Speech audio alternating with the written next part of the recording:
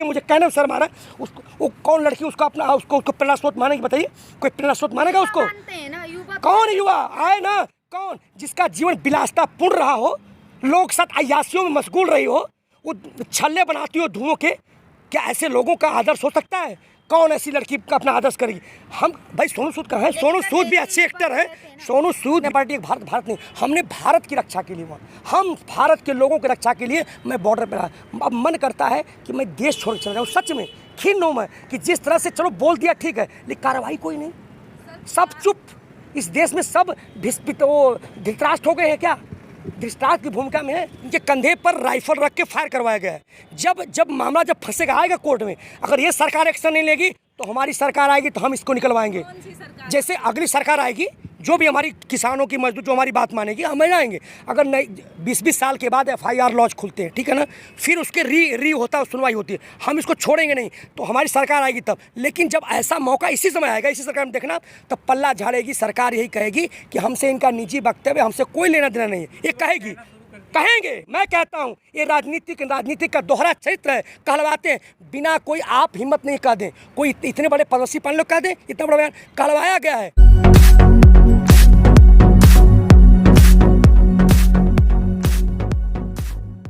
जो कोठे की तवायफें होती हैं उनकी मौज आ जाती है।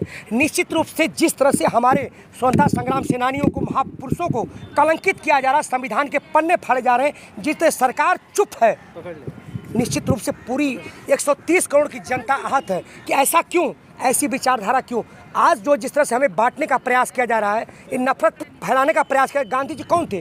गांधी जी इतने बड़े, मतलब मैं कहता हूँ, मैं पूछना चाहता हूँ, किसी समस्या का समाधान क्या हो सकता है? बंदूकें नहीं है, आप बैरिकेडिंग नहीं है, तोप के गोले नहीं है, बातचीत ही है। आपको अहिंसा के रास्ते पे जाना पड़ेगा। साउथ अफ्रीका की क्रांति याद होगी, साउथ अफ्रीका क्रांति। रनावत ने कहा है कि अगर ऐसे विचारों से आजादी मिलती है भीख में मिली आज साउथ अफ्रीका भी आहत है। गांधी जी के कदमों पर चल साउथ अफ्रीका में नेल्सन मंडेला ने आज़ादी पाई थी।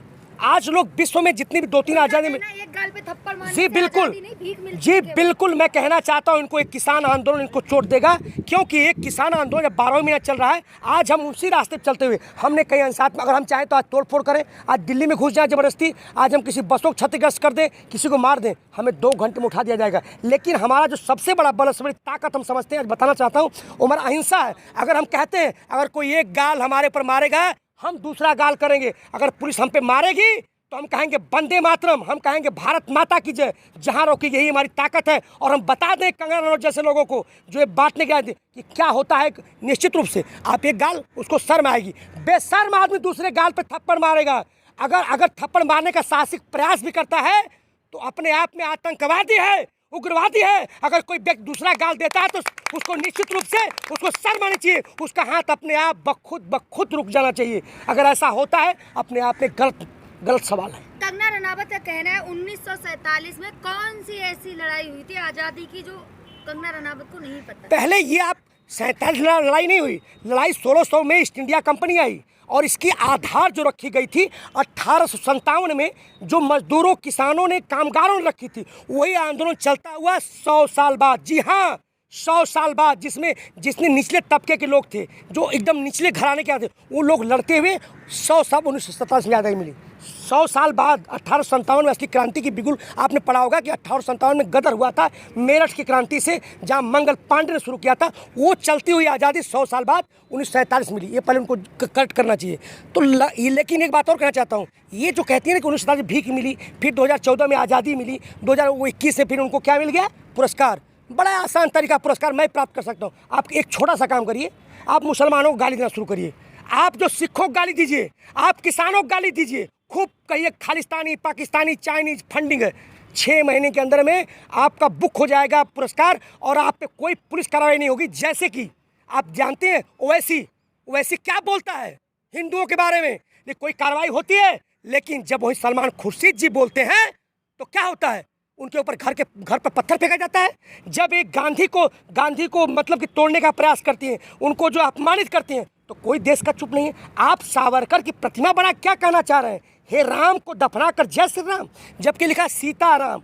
तो सीताराम कहाँ गए? दोनों। अब जय श्री राम एक उत्तेजक चीज़ है, बताइए मुझे। तो कहने का सवाल ये है कि ये लोग देश को बांटना चाहते हैं 2%, मनवादी सोच, 2% लोग अपनी चलाना चाहते हैं। लेकिन ये संविधान की पहली पंक्ति में लिखा हुआ, पहले लाइन से शुरू होता, हम भारत के लोग, हम भारत के लोग, जिसमें हिंदू, मुस्लिम, सिख, ईसाई सभी लोग हैं, सभी लोग लड़ाई, सभी लोग रहते हैं। आप जानना चाहते हैं तो ये देश सभी अलग अलग जाति, धर्म, संप्रदाय है, रहन सहन है, खाना पीना है, रीति रिवाज, अलग त्यौहार है। कैसे एक विचारधारा हो सकता है बताइए मुझे? आप कैसे एक विचारधारा आरएसएस चला सकते हैं? ये आरएसएस सोच जानते हैं, मोदी हो, चाहे राजनाथ सिंह हो, चाहे लाल कृष्ण आडवाणी हो, चाहे कोई भी हो, वो लोग पहले राष्ट्रीय स्वयं संघ के सदस्य हैं। जो जिस संगठन को ज्वाइन किया है उसकी बात मानेगा। तो वहाँ पे कभी भी आरएसएस के मुख्यालय नागपुर में कभी तिरंगा नहीं लहराया गया। तो वो लोग क्यों बात करेंगे? ये देश को तो हमने विकास के नाम पर वोट दिया था, हमने गांधी को अपमानित करने को वोट नहीं दिया था, हमने सरदार भगत सिंह को अपमानित करने को वोट नहीं दिया था। आज ये अपनी विचारधारा थोप रहे उसके आड़ में। हमने 2 करोड़ युवाओं को रोजगार दिया था, स्वास्थ्य, शिक्षा, रोटी, कपड़ा, मकान के लिए वोट दिया था, हमने इसके लिए वोट नहीं दिया था। हमने जो है स्वामीनाथन आयोग की रिपोर्ट मांगी थी, हमने इसलिए वोट नहीं दिया था। हमने कहा देश से आतंकवाद खत्म हो। आप हमें कंगना रनौत में उलझा रहे हैं। बताइए देश कहाँ है? बताइए। उस व्यक्ति को आप दे रहे हैं, उस महिला को आप दे रहे हैं जिसकी जो सामाजिक पृष्ठभूमि एक नशेड़ी की रही है, एक पाश्चात्य सभ्यताओं में जी है। आप देखिए, मुझे कहने में शर्म आ रहा है। उसको वो कौन लड़की उसको अपना उसको प्रेरणा स्रोत मानेगी? बताइए, कोई प्रेरणा स्रोत मानेगा उसको? कौन युवा आए ना, कौन जिसका जीवन विलासतापूर्ण रहा हो, लोग साथ अय्यासियों में मशगूल रही हो, वो छल्ले बनाती हो धुओं के, क्या ऐसे लोगों का आदर्श हो सकता है? कौन ऐसी लड़की का अपना आदर्श करेगी?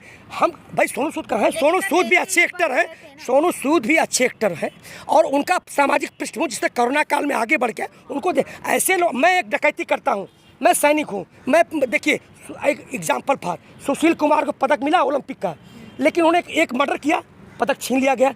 ये है उसमें कि अगर आप करेक्टर ठीक नहीं है तो आपको ऐसे पुरस्कारों से नवाजा न जाए। कहती तो है कि अगर 1947 में कोई लड़ाई हुई तो मुझे बताइए, मैं अपना जो पुरस्कार मिला है वो वापस कर। 1947 में आज़ादी मिली है, अंग्रेज छोड़ के लिखित रूप में देश को चले गए, तो याद नहीं है ना? तो नशे में देखिए, मैं आपके चैनल में पहले भी कहा था कि ये जो है हमेशा नशे में बोलती हैं कि जब एक बार आदमी नशे 2-4 साल 5 साल कर ले, वो नशे के नहीं रह सकता है, तो नशे में बोल रही हैं। आज़ादी को आज़ादी नहीं मान रही है। उनका कहना ये है कि वो कांग्रेस के कटोरे में भीख थी। जी, मैं बताना चाहता हूँ, इनके भी आरएसएस के लोग भी, अटल बिहारी वाजपेयी जैसे लोग, आडवाणी जैसे तिरंगे को सैल्यूट किए हैं।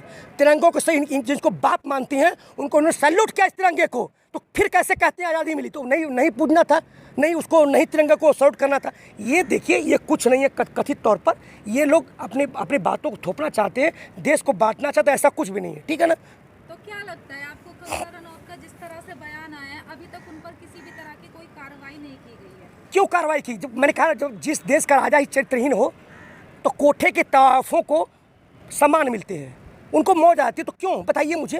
तो उनको क्यों मिलेगा? लेकिन सलमान खुर्शीद ने अपनी हिंदू के ऊपर विचारधारा, उनके पत्थर पड़ रहे हैं, और हिंदू कह रहे हैं कि यार नालायक लड़के थे, कोई गलती हो गई। तो ये सवाल, इस देश में विचारधारा चल रही है। मुझे बताइए, आप ये मनवादी सोच है, ये मनवादी, लेकिन सावधान हो जाइए, ये हम बटे हैं, इसलिए भारतीय जनता पार्टी मजबूत है। आज SC ST OBC मजबूत है, कोई सपा में, कोई बसपा में। अगर ये लोग इकट्ठे हो जाए 98% बनते हैं। ये 2% लोग जो देश की राजनीति मनवादी सोच करना चाहते हैं, ये कभी हावी नहीं हो। लेकिन हम बटे हैं, इसलिए हम सभी लोगों को ये किसान आंदोलन के माध्यम से एक स्टेज पाना होगा। इनको उखाड़ के फेंक देंगे, 100 साल तक नहीं पनपेंगे। जी, लेकिन अगर बात की जाए वहीं कंगना रनावत जी की, अगर इससे बात की जाए, अगर यही कोई मुस्लिम बोलता है तो उसे जेल में डाल दिया जाता है। जी बिल्कुल।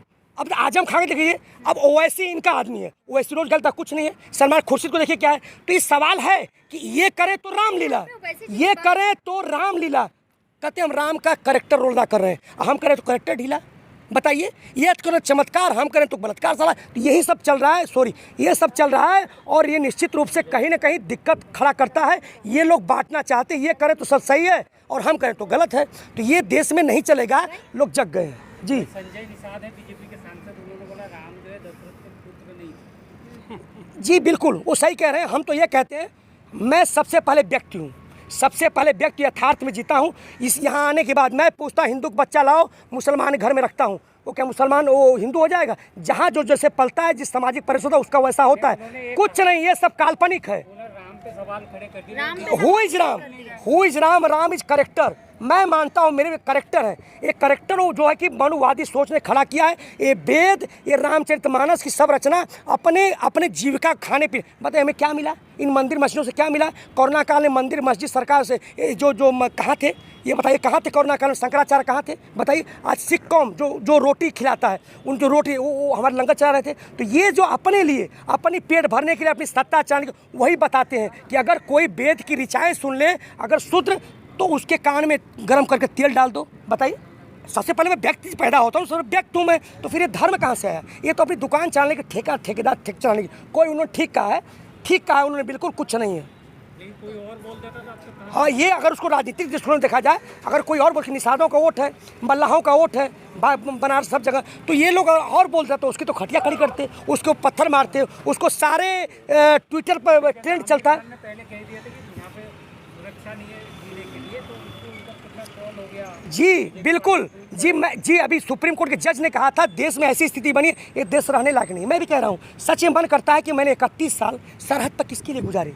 क्या सचमुच देश रहने लायक है? हमने 31 साल इसी दिन के लिए, जो हमने हमेशा तिरंगे को सैल्यूट किया, तिरंगे की रक्षा की। हमने भारतीय जनता पार्टी एक पार्टी है, RSS एक संगठन है, वो पूरा देश नहीं है, भारत नहीं है।